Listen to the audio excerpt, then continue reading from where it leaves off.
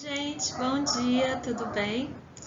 Bom, hoje a gente vai começar uma matéria nova, né? Que já vimos as substâncias orgânicas e inorgânicas, né? E agora a gente vai começar a origem da vida. Abiogênese versus biogênese, né? O que significa isso? Desde muito tempo atrás, desde que o mundo é mundo, né? Praticamente, os seres humanos, eles pensam, né? Da onde que eu vim, para onde que eu vou, né? A gente pensa nisso, certo? Nós somos diferentes dos outros animais, né? Justamente porque a gente pensa nessas coisas. E de acordo com algumas observações das pessoas ao longo, né, dos séculos e séculos, foi se tendo algumas conclusões em relação a como a vida surgiria, né? Aí eu gostaria de ler isso com vocês, para vocês terem um pouco uma noção. Por exemplo, isso é verdade, né? Em 1648 já escreviam sobre isso. Como obter escorpiões? Escavar um buraco no tijolo e meter lá erva e serpente bem esmagada. Aplicar um segundo tijolo sobre o primeiro e expor ao sol. Alguns dias mais tarde, a serpente age como um fermento e nascerão pequenos escorpiões, né? Era o que eles viam, certo? Como obter ratos? Comprimir uma camisa de mulher, de preferência um pouco suja, num vaso com trigo. Ao fim de 21 dias, o fermento do suor feminino transforma os grãos em ratos, né? Além de, claro, né, a gente ter aquelas hipóteses, né, da evolução que veio muito tempo depois, né, do criacionismo também, certo? Então, desde sempre, essa dúvida de da onde que vem a vida, no fim das contas, sempre fez parte da humanidade, né? E ainda faz, né? Lembrem que a ciência não é algo pronto e pré-determinado e batido martelo, certo? Então vamos lá. Essas pessoas que pensavam nisso, por acaso elas eram burras, né? Como assim? Vem escorpião de tijolo, né? Ou rato de camisa de mulher? Lógico que não, gente, né? Ninguém é burro. Existiam vários cientistas extremamente importantes e inteligentes que tiveram muita importância, né, na história da ciência ao longo dos séculos e que acreditavam nisso, que é o que a gente chama de abiogênese. O que é a abiogênese? É a noção de que os seres vivos surgem a partir da matéria inanimada. Por quê? A matéria inanimada teria uma força vital que seria capaz de se transformar em coisas animadas, né, em seres vivos. Desde a antiguidade, desde que o mundo é mundo, até o século XIX, a biogênese foi bem aceita, né, na ciência. É o que a gente chama também de teoria da geração espontânea, né? A coisa inanimada teria uma força vital que geraria espontaneamente seres animados. Um dos pesquisadores importantes nessa área foi esse Needham, tá?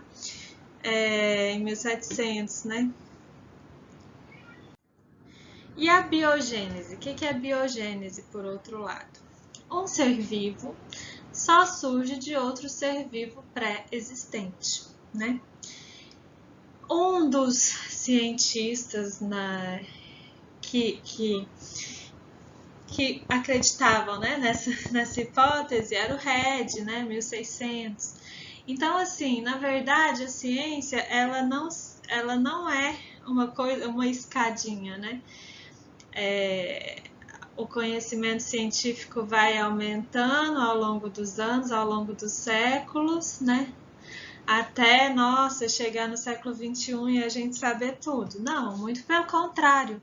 O conhecimento científico, ele é construído, a gente já falou sobre isso, né? Ele é construído a partir de embates durante séculos e séculos, ou décadas e décadas, né?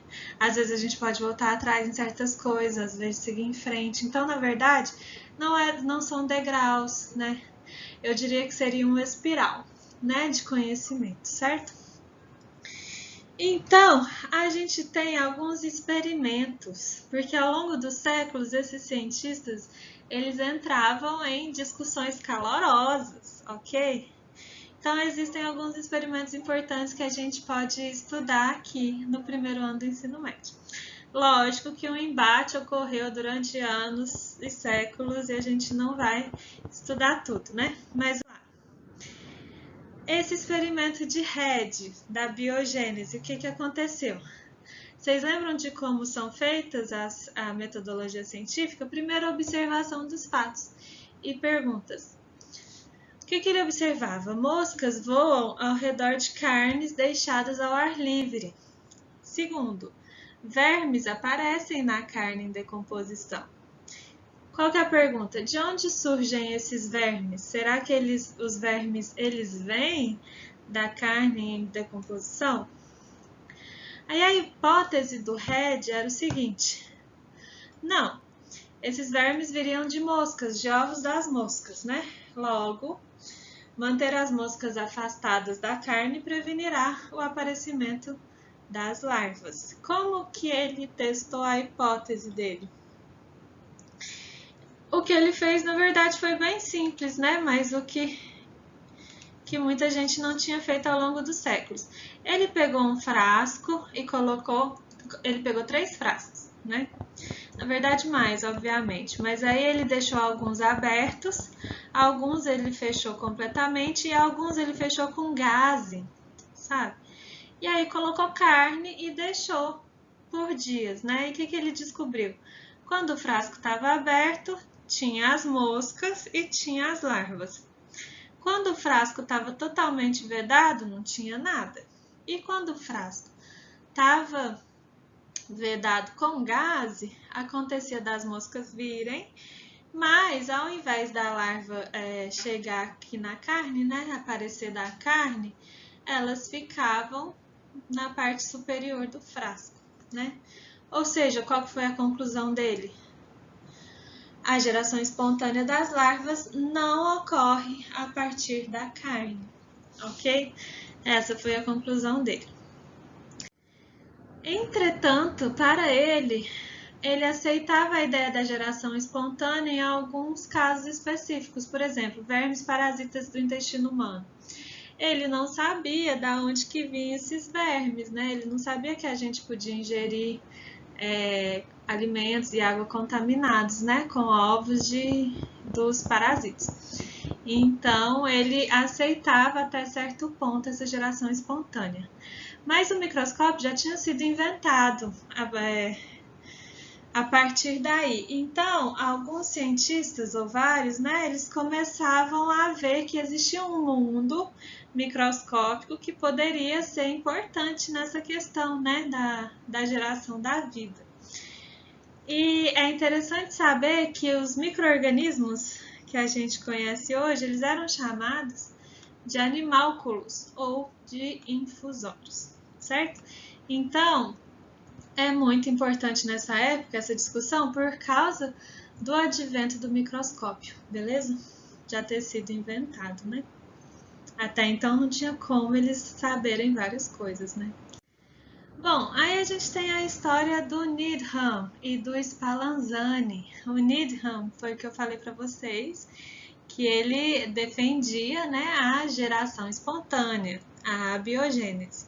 O Spallanzani, ele era um padre católico italiano, e que ele não defendia a geração espontânea, ele defendia a biogênese, né, que seres vivos só surgiam de outros seres vivos. E a pergunta que não quer se calar, né, um ser vivo só surge de outro ser vivo pré-existente? E aí, no século XVIII, né, houve essa discussão entre o Needham e o Spallanzani, com outras figuras importantes também. E aí eles fizeram experimentos. Qual que era a pergunta? Observação e pergunta. Eles observavam esses animálculos, né, esses micro-organismos em microscópios. Ué, mas da onde que esses micro-organismos surgem? Então, o Needham primeiro, ele vai fazer a hipótese dele e o experimento. A hipótese dele era de que são gerados espontaneamente, né? Eles vêm de um caldo de carne.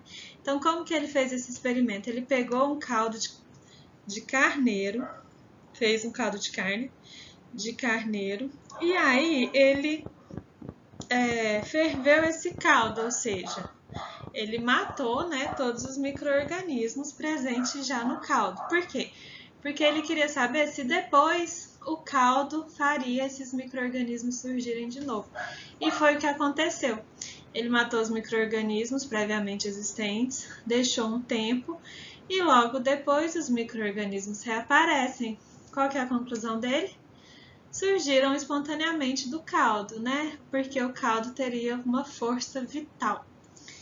Mas aí o Spallanzani, ele falou assim, ué, mas na verdade você errou, né, nos seus procedimentos metodológicos. Por quê?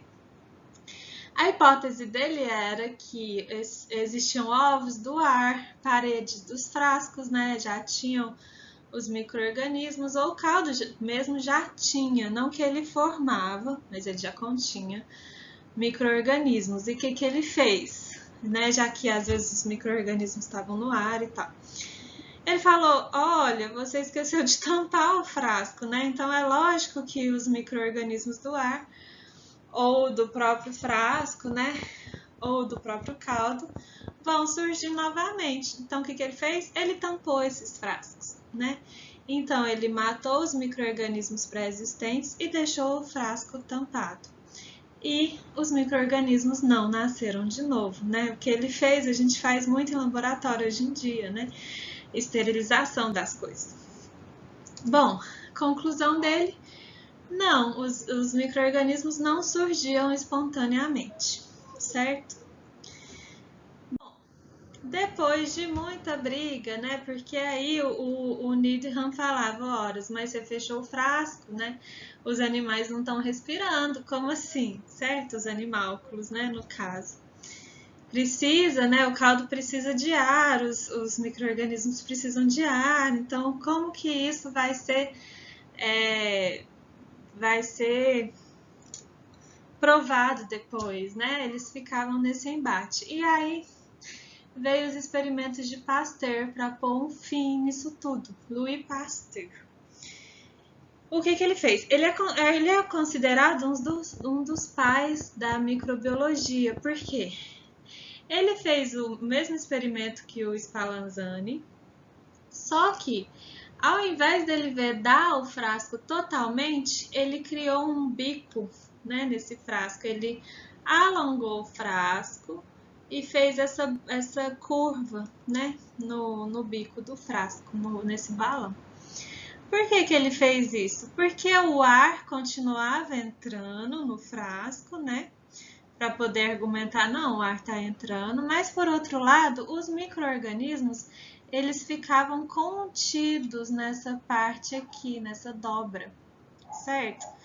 Porque a água, né, do caldo, ela evapora e fica presa aqui. Então, os micro-organismos ficavam presos daqui, os micro-organismos que entrassem pelo ar. O ar entrava, os micro-organismos não, certo? Então, a sacada dele foi grande. Por quê? Porque aí ele fez a mesma coisa. Ele aqueceu o caldo de carne. E aí, como os micro-organismos não conseguiam entrar no caldo, o caldo continuava estéril, né? Só quando ele abrisse o balão, né? Aí sim, os micro-organismos povoariam o caldo de novo. Então, a conclusão dele foi a mesma de Spallanzani. Não, né? Os micro-organismos, eles não nascem do caldo, não é geração espontânea, né? Eles ficam presentes no ar, beleza? E aí, deu mais ou menos um fim na discussão, apesar de que durante muitos anos ainda existiam alguns cientistas que acreditavam, né? Que defendiam a geração espontânea, a abiogênese, tá? Bom, a aula tá ficando grande, mas já acabou. Beleza, então depois de tanto tempo e tanta discussão e tantos experimentos, ok. não existe a geração espontânea, né? A gente sabe hoje em dia e eles souberam que uma vida nasce sempre de outra vida. Mas aí surgiu um problema. A aceitação da biogênese criou outro questionamento. Se todos os seres vivos surgem de outros pré-existentes, como surgiu o primeiro, né? Isso é uma coisa interessante. E aí a gente tem algumas hipóteses. Tem conclusões? A gente bate o martelo? Não, a gente não bate o martelo, mas existem algumas hipóteses, como origem extraterrestre, origem por evolução química, né? Origem por processos químicos nas fontes termais submarinas. E aí a gente vai discutir um pouquinho disso na próxima aula e aí vocês têm que participar dessa pesquisa, ok? Então, bom dia e boa continuação de aula para vocês.